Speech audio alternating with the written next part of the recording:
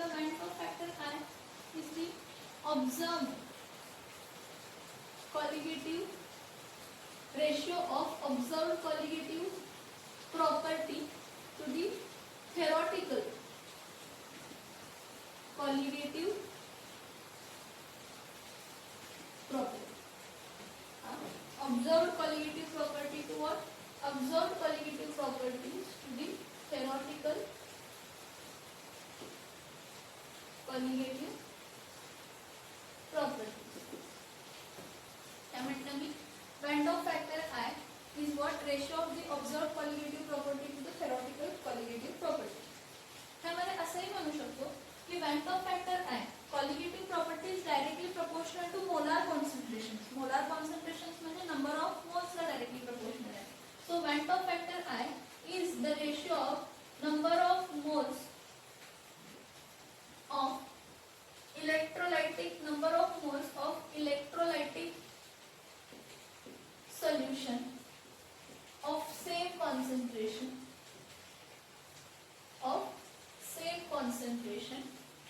divided by number of moles of solute electrolytic solute in solution divided by number of moles of non-electrolytic solute in solution of what?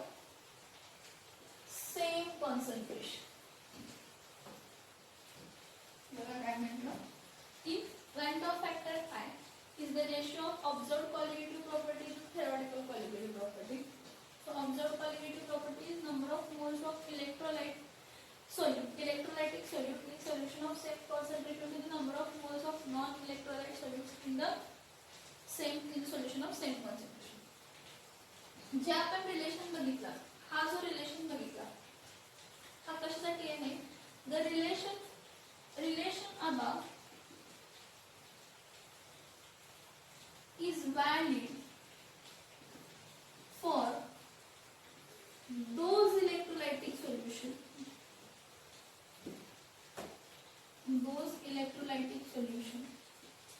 whose dissociation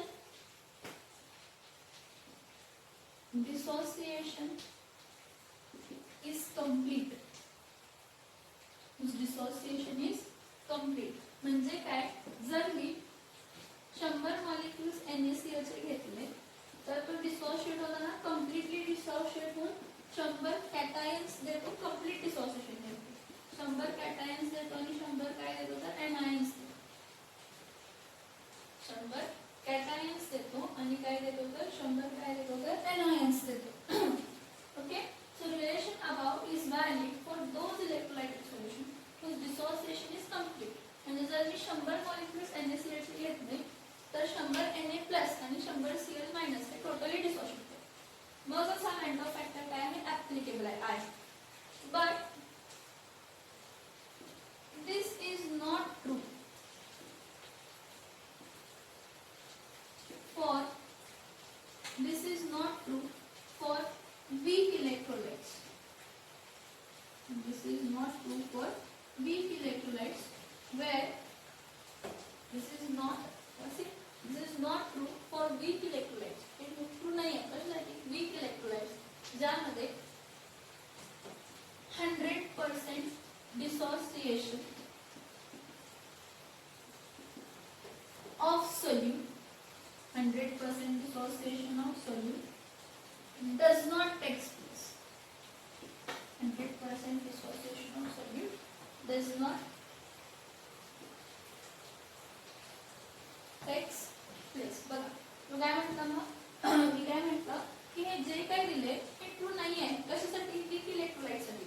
कारण ते weak electrolytes कधी पण तुम्ही solution मध्ये solvent मध्ये dissolve केला तर त्याचं कंप्लीट डिसोसिएशन होत नाही. So from this we can say that from this we can say काय म्हणू शकतो? From this we can say that the degree of dissociation म्हणजे किती डिसोसिएट झाले, the degree of dissociation and degree of dissociation म्हणजे कोण, alpha, the degree of dissociation alpha and Length of factor I is related, is having, must be having some relation.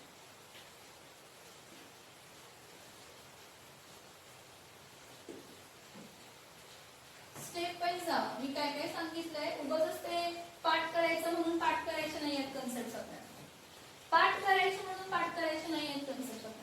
आपल्याला concept समजून घ्यायचे, समजून जाणून लिहायचे.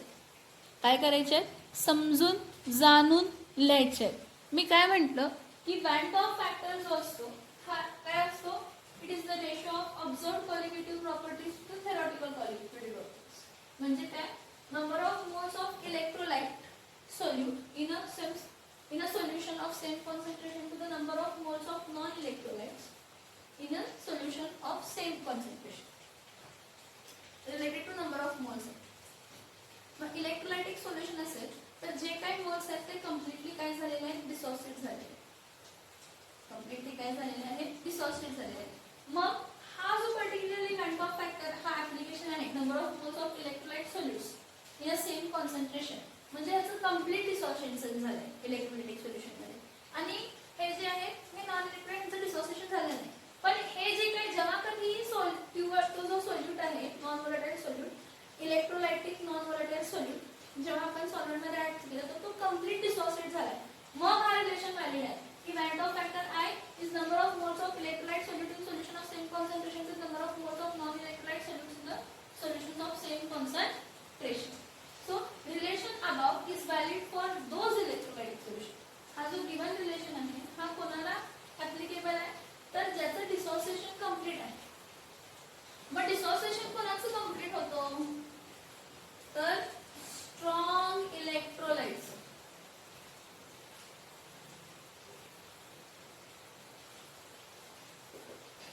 डिसोसिएशन कशाचं कंप्लीट होतं, स्ट्रॉंग इलेक्ट्रोलाइट्स. डिसोसिएशन कशाचं कंप्लीट होतं, स्ट्रॉंग इलेक्ट्रोलाइटचं डिसोसिएशन काय होतं, कंप्लीट होतं. वीक इलेक्ट्रोलाइटचं डिसोसिएशन कंप्लीट होत नाही. वीक इलेक्ट्रोलाइटचं डिसोसिएशन काय होत नाही, कंप्लीट होत नाही. बघा मी म्हटलं की हा जो काही रिलेशन आहे हा फक्त तो इलेक्ट्रोलाइटिक सोल्युशनसाठी व्हॅलिड आहे ज्याचं डिसोसिएशन कंप्लीट होतं. अशासाठी व्हॅलिड नाही ज्याचं की डिसोसिएशन कंप्लीट होत नाही. ठीक आहे, हा जो काही आहे, but this is not true for weak electrolytes. हा वीक इलेक्ट्रोलाइटसाठी व्हॅलिड नाहीये. वेअरएज 100% डिसोसिएशन ज्याचं होत नाही, म्हणजे जे वीक इलेक्ट्रोलाइट आहे, एसिटिक ऍसिड आहे, त्याचं कंप्लीट डिसोसिएशन होत नाही, 100% डिसोसिएशन होत नाही. मग त्यासाठी आपल्याला किती डिसोसिएशन झाले, मग त्याचं वॅन ऑफ फॅक्टर बरोबर काय फाइंड करायला पाहिजे, तर रिलेशन फाइंड आउट करायला पाहिजे. Consider a solute. 1 mole of solute AXBY is dissolved in solvent. Consider a solute AXBY is dissolved in a solvent and give X A raised to M plus Y moles of B raised to N minus. हा बघा, हा जो solute आहे हा आपण कशामध्ये dissolve केला, solvent मध्ये काय केला, डिझॉल्व केला.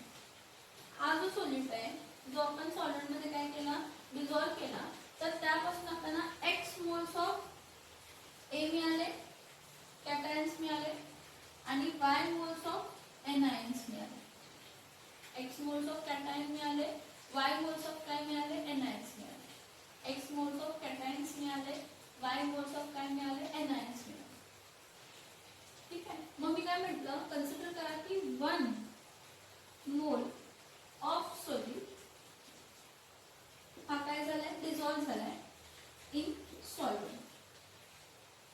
पण जेव्हा 1 मोल ऑफ सोल्यूट डिझॉल्व झाला तर हा वीक इलेक्ट्रोलाइट असल्यामुळे तो कम्प्लिटली डिसोसिएट झाला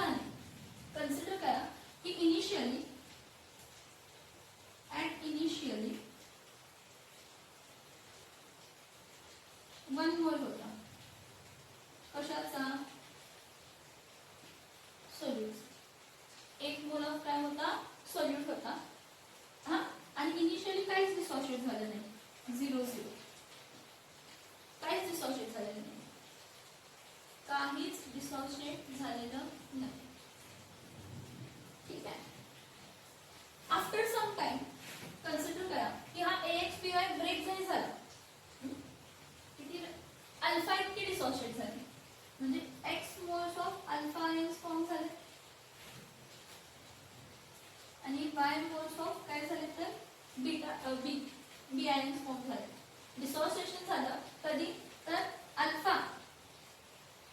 अल्फा इतके x moles of alpha A चे डिसॉशिएट झाले आणि y मोल्स ऑफ B चे डिसॉशिएट झाले आणि अनडिसॉशिएटेड किती राहिले 1 मायनस अल्फा सोल्यूट पार्टिकल्स डिसॉशिएट झाले 1 मायनस अल्फा मॉलिक्यूल्स इतके डिसॉशिएट झाले नाही अल्फा एक टोटल 1 मोल होता टोटल 1 मोल ऑफ काय होता सोल्यूट होता त्यात according two degree of dissociation alpha हे कॅटायन्स फॉर्म झाले जेवढे अल्फा म्हणजे जेवढे कॅटायन्स फॉर्म होतात तेवढेच एनायन फॉर्म होतात NaCl असल्यामुळे मग व्हॅलेन्सी सेम असल्यामुळे पण म्हणते x मोल्स ऑफ काय झालेले आहेत तर अल्फा फॉर्म झालेले आहेत आणि y मोल्स ऑफ काय फॉर्म झालेले आहेत तर बीटा फॉर्म झालेले आहेत x मोल्स ऑफ काय फॉर्म झालेले आहेत अल्फा मॉलिक्यूल्स फॉर्म झाले अल्फा इतके डिसोशिएट झाले x तेवढेच बीटा डिसोशिएट y डिसोशिएट झाले म्हणजे b हा कॅटायन x मोल्स इतका डिसोशिएट झालाय आणि anion पण x मोल इतका काय झालेला आहे तर डिसोशिएट झालेला 1 मोल ऑफ सॉल्यूट जो आहे तो x अल्फा कॅटायन डिसोशिएट झालाय y अल्फा anion डिसोशिएट झालाय ठीक आहे मग डिसोशिएट किती नाही झाले त्यामधला अनडिसोशिएटेड मॉलिक्यूल्स किती राहिले मग अनडिसोशिएटेड मॉलिक्यूल्स किती राहिला 1 मायनस अल्फा किती राहिलं 1 मायनस अल्फा काय झालेलं नाही तर डिसोशिएट झालेलं नाही मग मी फाइंड करते टोटल मोल्स म्हणजे सगळं डिसोसिएशन झालं म्हणजे इक्विलिब्रियम अचीव झालं म्हणजे आता यापुढे डिसोसिएशन होऊ शकत नाही ऍट इनिशियली एवढं होतं आणि ऍट इक्विलिब्रियम अल्फा इतके alpha dissociate कॅटायन्स x moles form झाले x मोल्स ऑफ अल्फा इतके डिसोशिएट झाले आणि y moles of b alpha इतके डिसोशिएट झाले म्हणजे जर NaCl घेतला तर Na+ आणि Cl- फॉर्म झाला ना म्हणजे जेवढे कॅटायन फॉर्म झाले तेवढेच एनायन फॉर्म झाले म्हणजे ह्याचा अल्फा अल्फा आला आणि राहिले किती एक मोल होता तर 1 मायनस अल्फा डिसोशिएट झाले नाही so total moles at equilibrium काय असणार आहे टोटल मोल्स ऑफ इक्विलिब्रियम काय असणार आहे number of moles at equilibrium of solute plus number of moles of cation plus number of moles of anion. Number of moles of solute किती आहे 1 minus alpha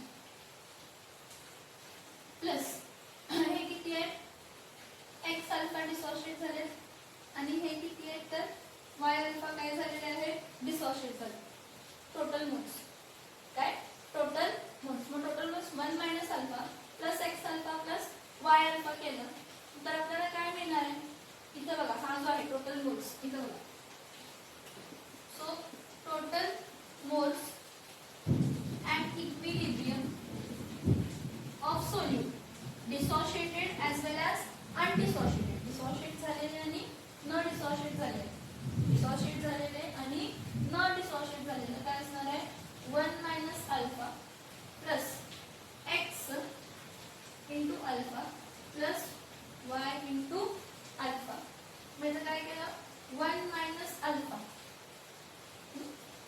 plus alpha common काढलं x plus काय लिहिलं y लिहिलं आता मी म्हणते x plus y is equals to n that is equals to total moles dissociated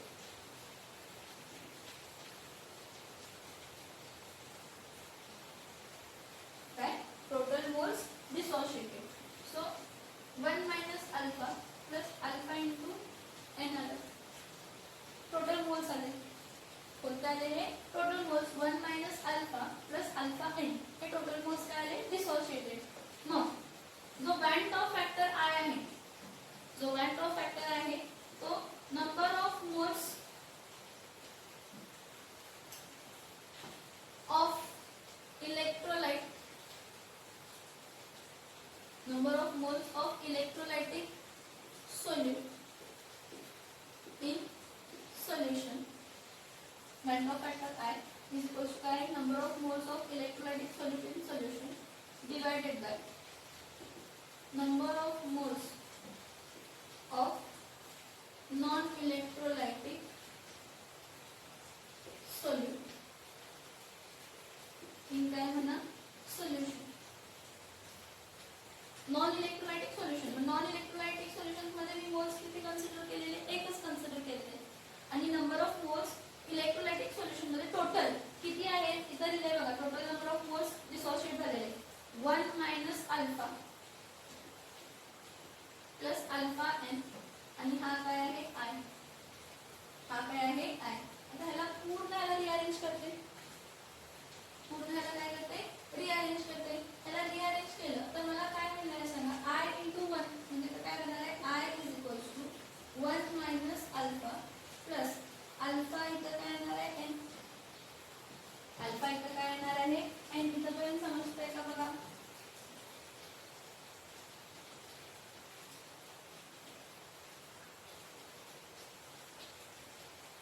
इथं पर्यंत समजतंय का बघा. आता मी आता इथं बघा प्लीज इथं बघा. ओके एकच मिनिट इथं रिअरेंज करते. ह्याला जरा रिअरेंज, ह्याला मी काय लिहिते आहे ना 1 minus alpha plus alpha n आहे ना, 1 minus alpha plus alpha n आहे ना. मग ह्यातून काय करते मायनस अल्फा काय करते कॉमन काढते ह्यातून, नाहीतर एक काय करते अल्फा एन पहिला लिहिते प्लस काय लिहिते 1 मायनस काय लिहिते अल्फा लिहिते. ठीक आहे. मग याला अल्फा एन प्लस 1 मायनस काय आहे अल्फा असं म्हणूया. मग alpha n minus alpha plus काय येणार आहे 1. तर अल्फा कॉमन काढला तर n minus 1 plus 1 total moles of solute. Total moles at equilibrium मी रिअरेंज केलं कारण मग आपण परत कन्फ्युजन क्रिएट होणार, दोनदा अल्फा आहे म्हणून मी रिअरेंज केलं. काय केलं बघा 1 minus alpha plus alpha in bracket x plus y. x plus y is total moles dissociated. x plus y हा काय आहे टोटल मोल्स काय आहे dissociated. मग मी इथं काय लिहिते x plus y is equal to काय लिहिते n लिहिते. So 1 minus alpha plus alpha n हा फक्त ब्रॅकेट काय केला रिमूव्ह केला. मग 1 minus alpha plus alpha n मग प्लस पहिला घेतला का तर रिअरेंजमेंटला इझी जातं. फक्त याला रिअरेंज केलं plus alpha n plus 1 minus alpha केलं, ब्रॅकेट काढला कारण प्लस आहे मग आतली संख्या चेंज होणार नाही. मग अल्फा एन मायनस अल्फा म्हणजे हा इथं शिफ्ट केला, हा इथं शिफ्ट केला कारण अल्फा मला कॉमन काढायचा आहे. मग alpha n minus alpha plus 1 मग अल्फा कॉमन काढला एन मायनस 1 प्लस काय होणार आहे 1. मग हा मी सेम इथं लिहिते, हा रिलेशन लिहिते, हा सोपा जाईल मला कॅल्क्युलेट करण्यासाठी. So i is equal to काय येणार आहे number of moles of electrolyte solutes in solution. Number of moles of electrolytes किती आहेत अल्फा एन मायनस 1 प्लस काय आहे 1 divided by number of moles किती होते 1 म्हणजे आय इज इक्वल टू काय येणार आहे इथं बघा आय इज इक्वल टू काय येणार आहे अल्फा एन मायनस 1 काय येणार आहे प्लस 1. हा प्लस 1 इथं जाऊन काय होणार आहे मायनस म्हणजे i minus 1 is equal to alpha n minus 1. Therefore, I minus 1 divided by n minus 1 is equals to alpha. I minus 1 divided by n minus 1 is equals to alpha. Where alpha is called as what? Where alpha is called as degree of dissociation. So this is the relation. हा relation आहे. कशामधला relation आहे band of factor I आणि degree of dissociation alpha. Band of factor I आणि degree of dissociation कोणता तर alpha.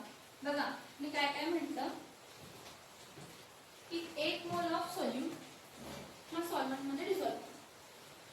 मग इथं AX dy at equilibrium काय फॉर्म होतं, x mole of A ions A कॅटायन्स form होतात आणि y moles of B ions काय होतात फॉर्म होतात. मग इनिशियली जर एक मोल ऑफ सोल्यूट होतं तर काहीच डिसोशिएट झालेलं नव्हतं. मग जर तेव्हा सोल्यूट तुम्ही सॉल्व्हेंटमध्ये ऍड केलं तर डिसोसिएशन झालं. डिसोसिएशन झाल्यानंतर इक्विलिब्रियम अचीव झालं. इक्विलिब्रियम अचीव झालं म्हणजे आता फर्दर सोल्यूट सॉल्व्हेंटमध्ये म्हणजे हा इक्विलिब्रियम अचीव झाला म्हणजे ज्या रेटनं आता डिसोसिएट होत आहे त्याच रेटनं परत असोसिएट होत आहे. Rate of forward backward reaction काय आहे सेम. म्हणजे नंबर ऑफ मोल्स ऑफ कॅटायन्स पण सेम राहणार, नंबर ऑफ मोल्स ऑफ एनायन्स पण काय राहणार आहे सेम राहणार आहे. सो ऍट इक्विलिब्रियम बघा alpha degree of dissociation alpha point of factor I आणि डिग्री ऑफ डिसोसिएशन कोणता तर अल्फा. बघा मी काय काय म्हटलं की एक मोल ऑफ सोल्यूट हा सॉल्व्हेंट मध्ये डिसॉल्व्ह मग इथं AXPY ऍट इक्विलिब्रियम काय फॉर्म होतं, x mole of A ions A कॅटायन्स form होतात आणि y moles of B ions काय होतात फॉर्म होतात. मग इनिशियली जर एक मोल ऑफ सोल्यूट होतं तर काहीच डिसोशिएट झालेलं नव्हतं. मग जर तेव्हा सोल्यूट तुम्ही सॉल्व्हेंटमध्ये ऍड केलं तर डिसोसिएशन झालं. डिसोसिएशन झाल्यानंतर इक्विलिब्रियम अचीव झालं. इक्विलिब्रियम अचीव झालं म्हणजे आता फर्दर सोल्यूट सॉल्व्हेंटमध्ये म्हणजे हा इक्विलिब्रियम अचीव झाला म्हणजे ज्या रेटनं आता डिसोसिएट होत आहे त्याच रेटनं परत असोसिएट होत आहे. Rate of forward backward reaction काय आहे सेम. म्हणजे नंबर ऑफ मोल्स ऑफ कॅटायन्स पण सेम राहणार, नंबर ऑफ मोल्स ऑफ एनायन्स पण काय राहणार आहे सेम राहणार आहे. सो ऍट इक्विलिब्रियम बघा अल्फा अल्फा इतकं डिसोशिएट झालंय. डिग्री ऑफ डिसोसिएशन अल्फा इतके x मोल्स मिळाले. म्हणजे जेवढे x मोल्स कॅटायनचे मिळतील तेवढेच y मोल्स कितीचे मिळाले तर एनायनचे इतके डिसोशिएट झाले. ठीक आहे. आणि डिसोशिएट झाले किती नाही अल्फा अल्फा इतके डिसोशिएट झाले किती नाही डिसोशिएट 1 मायनस अल्फा इतके डिसोशिएट झाले नाही. मग ऍट इक्विलिब्रियमला टोटल मोल्स किती झाले, जेवढे डिसोशिएट झाले आणि जेवढे डिसोशिएट झाले नाही त्यांचं addition. Total moles at equilibrium काय, number of moles at equilibrium of solute, number of moles of cation plus number of moles of काय आहे anion. So number of moles of equilibrium of solute 1 minus alpha, number of moles of cation x alpha, number of moles of anion y alpha. ठीक आहे. आता total moles at equilibrium of solute काय होणार आहे 1 minus alpha काय number of moles at equilibrium of solute plus number of moles of cations x alpha plus number of moles of anions y alpha. So 1 minus alpha plus alpha common काढला x plus y here. x plus y is the total number of moles. X plus y is total number of moles. So x plus y is total number of moles of dissociated, that is n. Total number of moles काय आहे dissociated n. Me put केलं x plus y जे x moles कॅटायनचे आणि y moles एनायनचे total काय दिलं तर n. So x plus y is total moles dissociated, that is n.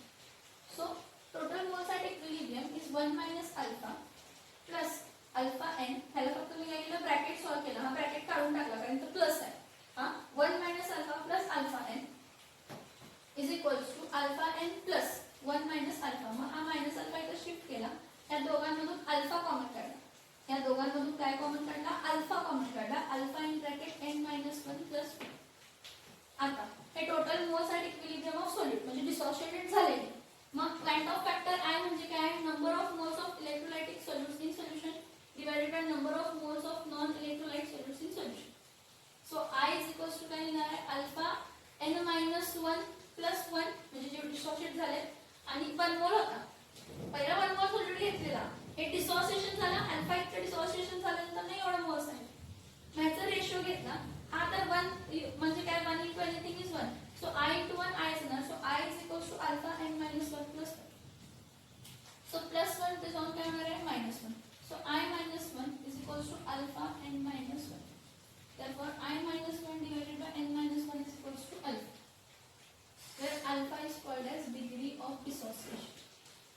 Where alpha is called as what? Degree of dissociation. Where alpha is called as what? Degree of what? Dissociation. Where alpha is called as degree of dissociation. समजते का बघा?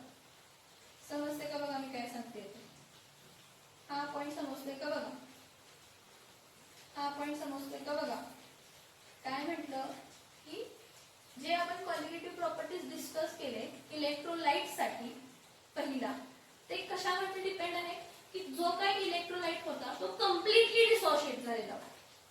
जो काही electrolyte होता तो completely काय झालेला होता, डिसोसिएट झालेला.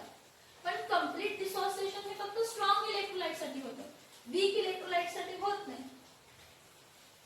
कारण वीक इलेक्ट्रोलाइट हे खूप कमी एक्सटेंटला डिसोसिएट होतात. द वीक इलेक्ट्रोलाइट काय इन्व्हॉल्व करतं, concept of degree of dissociation. Weak electrolyte कोणता कन्सेप्ट इन्व्हॉल्व करतो, तर डिग्री ऑफ डिसोसिएशन. दॅट तो काय करतो, तर van't Hoff factor. The weak electrolyte involves the concept of degree of dissociation alpha, जो की वॅन ऑफ फॅक्टरला चेंज करतो. म्हणजे वॅन ऑफ फॅक्टर आणि डिग्री ऑफ डिसोसिएशन हा रिलेटेड असायला पाहिजे. कारण का, किती डिसोसिएट झालाय त्यावरच वॅन ऑफ फॅक्टर मिळू शकतो, किंवा वॅन ऑफ फॅक्टर पासून डिग्री ऑफ डिसोसिएशन दोन्ही वाईस वर्सा काय करू शकतो, काढू शकतो. सो आपण रिलेशनशिप बिटवीन कशामध्ये काढतो, van't Hoff factor and degree of dissociation. मग आपण काय म्हटलं की एक इलेक्ट्रोलाइट कन्सिडर केला, कोणता, AXBY हा इलेक्ट्रोलाइट कन्सिडर करा. AXBY हा इलेक्ट्रोलाइट कन्सिडर करा आणि तो सोल्युशन मध्ये डिसोसिएट झालाय. ठीक आहे. इनिशियली तुम्ही 1 मोल ऑफ इलेक्ट्रोलाइट घेतलेला AXBY. मग जेव्हा तुम्ही डिझॉल्व्ह केला, डिझॉल्व्ह करण्याच्या आधी कॅटायन्स पण फॉर्म होणार नाहीत किंवा एनायन्स फॉर्म करणार नाहीत.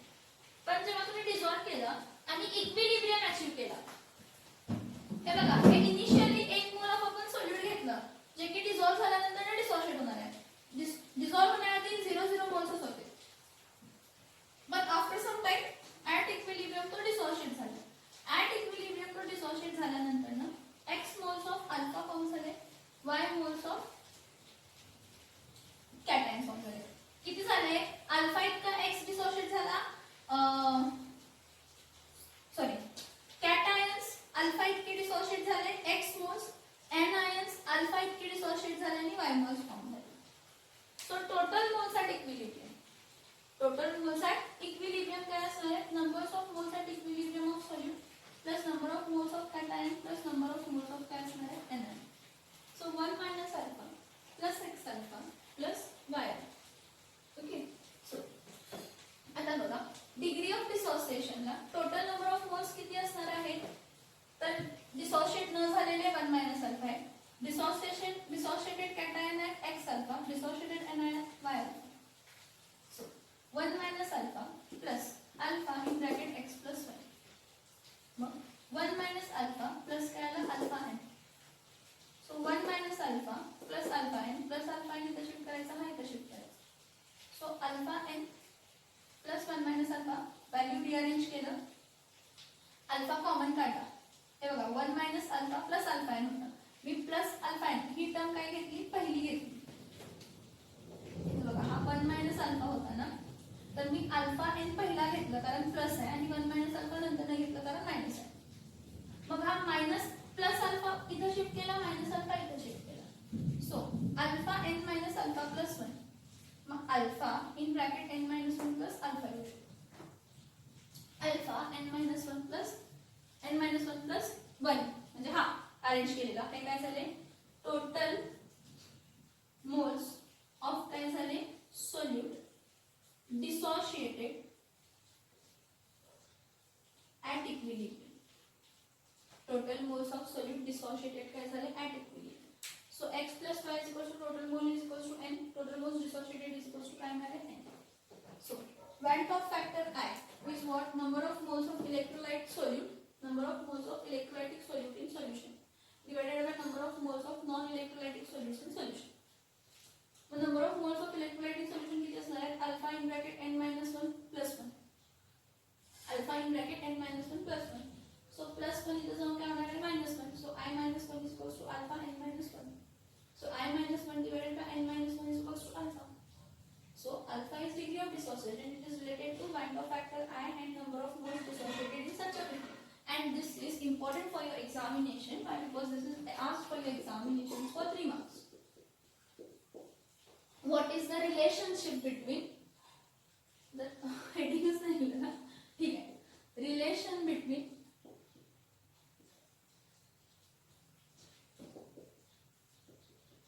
Van Hoff factor and degree of dissociation. Van Hoff factor and degree of dissociation. Relationship between Van der factor and degree of what dissociation. समजलं? कॉन्सेप्ट समजली? नाही समजलं परत बॅक घ्या, बघा. काही डाऊट असतील तर परत विचारा. हा कॅटायन आहे, हा एनायन आहे. जर मी NaCl डिसोसिएट केला तर एक कॅटायन आणि एक एनायन फॉर्म होणार. इथं पाहिजे असं तर असल्या x इंटू ए वाय प्लस आणि b into x minus. x moles of A ज्याचा चार्ज y प्लस आहे आणि y मोल्स ऑफ B ज्याचा चार्ज x मायनस आहे ते काय होणार आहे? फॉर्म होणार आहे. मग तुम्ही म्हटलं NaCl म्हणताय, CaCl2 म्हटलं तर ठीक आहे, काही प्रॉब्लेम नाही. मी तर CaCl2 घेतलं तर मला मिळणार काय आहे? Ca 1 मोल आहे. 1 mole of Ca2 plus plus 2 moles of Cl काय असणार आहे? मायनस.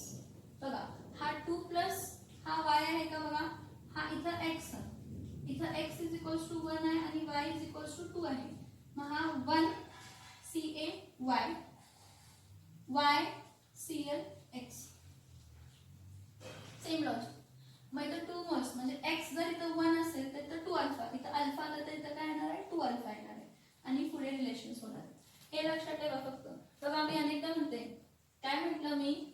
ax by हा इक्विलिब्रियमला कसं फॉर्म होता? x mole of a y plus plus y moles of b x काय आहे? Minus. Okay. So CaCl2 at equilibrium जर असेल तर 1 mole of Ca2 plus plus 2 moles of Cl minus. हा बघा मग हा x आहे आणि हा काय आहे? y आहे. हा y आहे आणि हा काय आहे? x आहे.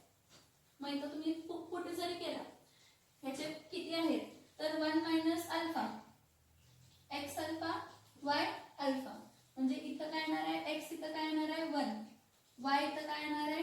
2 आणि इथं अल्फाच राहणार. सो 1 मायनस अल्फा इथं बघा 1 मायनस अल्फा प्लस 2 अल्फा.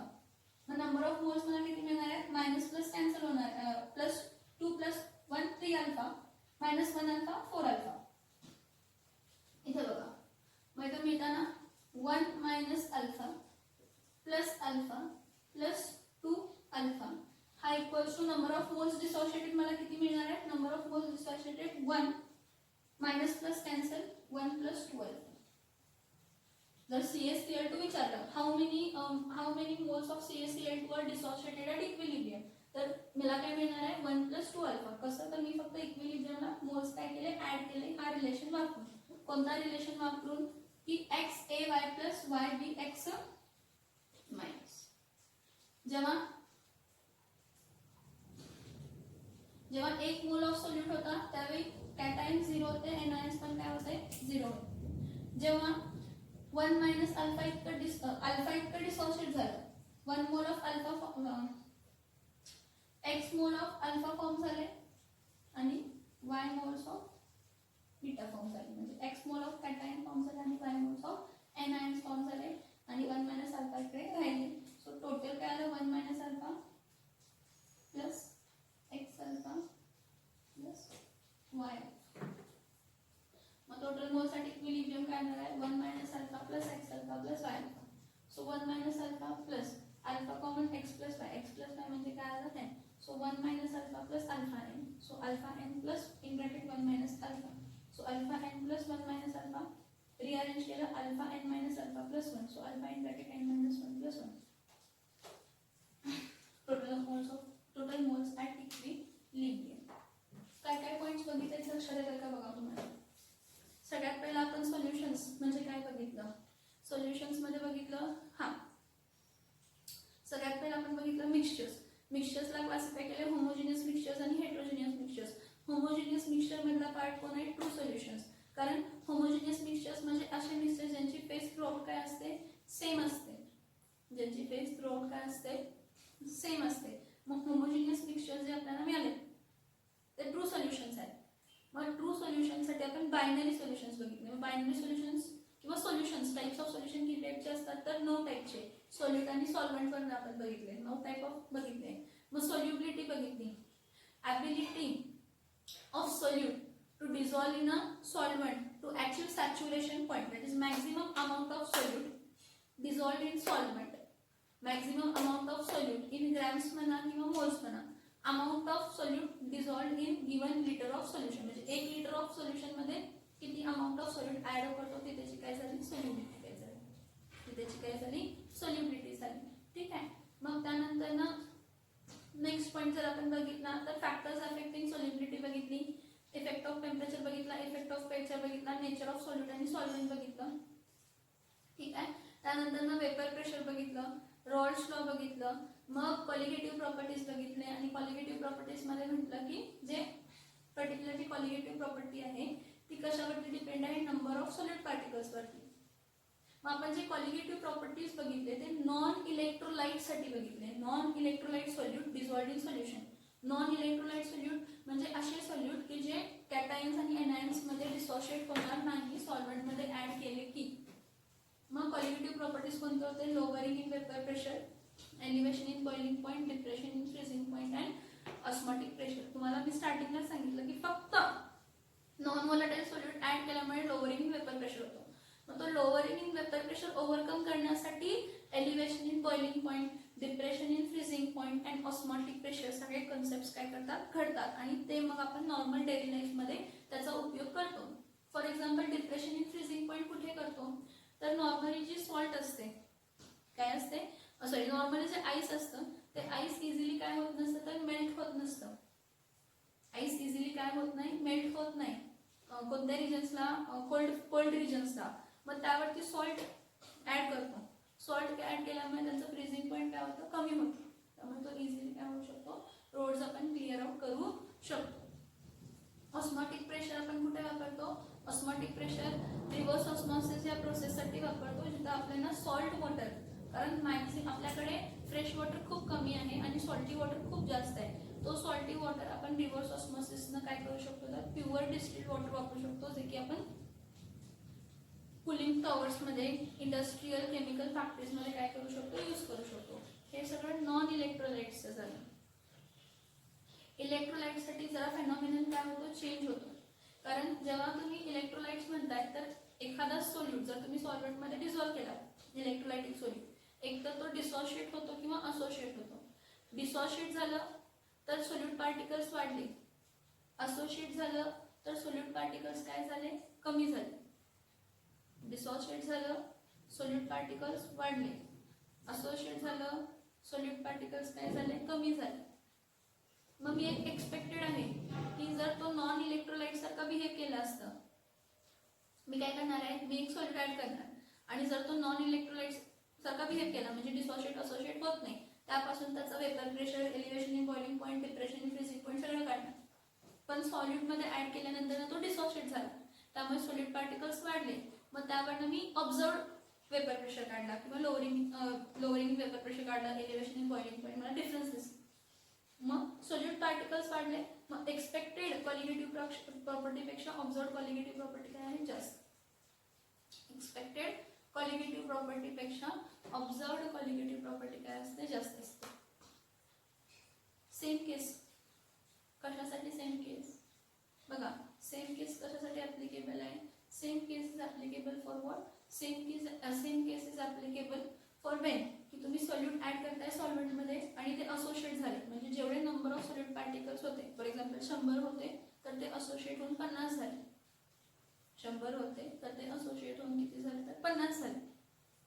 50 झाले तर सोल्यूट पार्टिकल्स कमी झाले, म्हणजे जेवढं वेपर प्रेशर कमी व्हायला पाहिजे त्यात तेवढं कमी होणार आहे. एक्सपेक्टेड पेक्षा ऑब्झर्व काय असणार आहे, कमी असणार आहे. मग त्यावरनं वॅन्ट ऑफ फॅक्टर्स रिलेशन काढला. मग वॅन्ट ऑफ फॅक्टर्सचं relation observe colligative property divided by theoretical colligative property, हे सगळे रिलेशन्स आपण काय केले तर फाइंड आउट केले. आणि त्यानंतर म्हटलं की जे काही वॅन्ट ऑफ फॅक्टर आहे त्यावेळी आपण कन्सिडर करताना जो इलेक्ट्रोलाइटिक सोल्युशन कन्सिडर करत होतो तो कम्प्लिटली डिसोशिएट होत होता.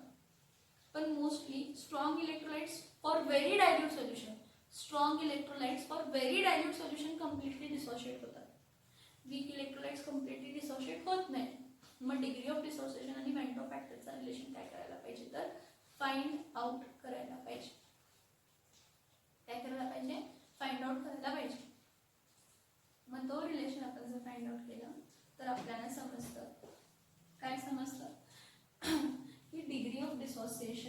alpha is related to how? Van't factor -1, number of moles dissociated -1. समजतंय का बघा? इथं थेरॉटिकल पार्ट संपला.